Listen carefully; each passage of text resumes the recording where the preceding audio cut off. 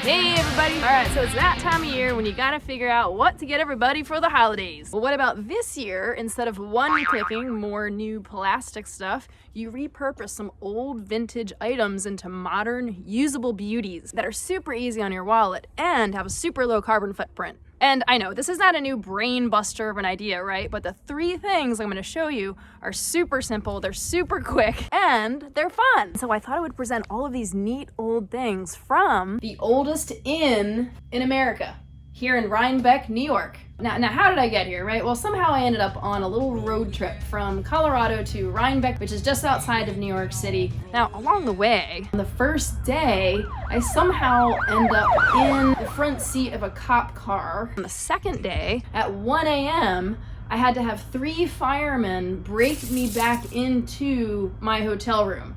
Like what? Like when does that ever happen, right? But that's a whole other story. But here I am in this old antique library from 1766. That's 245 years ago. And I'm sitting right below where George Washington and Alexander Hamilton stayed, right above me here. How cool is that? All right, so here we go. So check out these beautiful vintage sugar sacks from the 1930s. You know, it's how sugar was packaged and sold back then. And because the sugar sacks are so soft and so nice, it's like really nice fabric, you can turn them into napkins. It's kind of like they're already a napkin, you know? They just didn't know it. I got them at my go-to antique shop in Longmont, Colorado, but you can get these all over eBay too. And then the only thing you really gotta do is just sew an edge around each side of the cloth so it doesn't fray in the wash. Thanks, Julie! And voila, vintage napkins.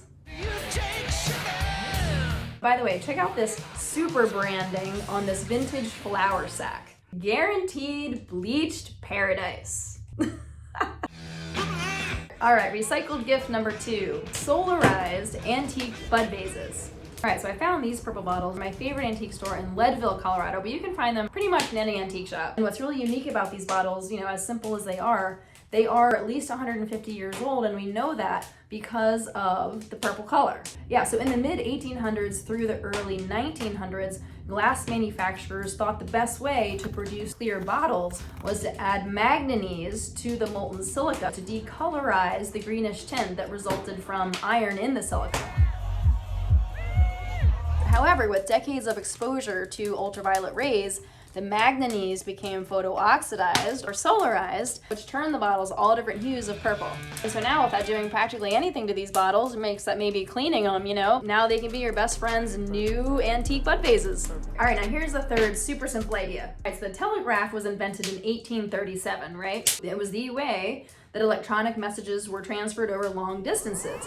And a key part of that electronic information transportation without fiber optic cable or anything, right, was these insulators. Wires would be wrapped around these glass insulators, which were like way up high on telephone poles. Wow, look at that thing. And so this glass was used to insulate the electrical current and to prevent transmission loss. I mean, if you just attached a wire to the wood pole, then the electricity would be grounded.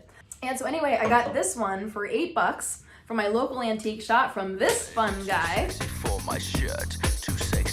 And all you do to make a nightlight is to get one of those battery-operated flickering tea lights, and you just stick it right under the skirt of the insulator. Now you have a super pretty and perfectly glowy nightlight. All right, so now you have 3 vintage, antique, recycled, low carbon footprint ideas. Oh, and happy Thanksgiving.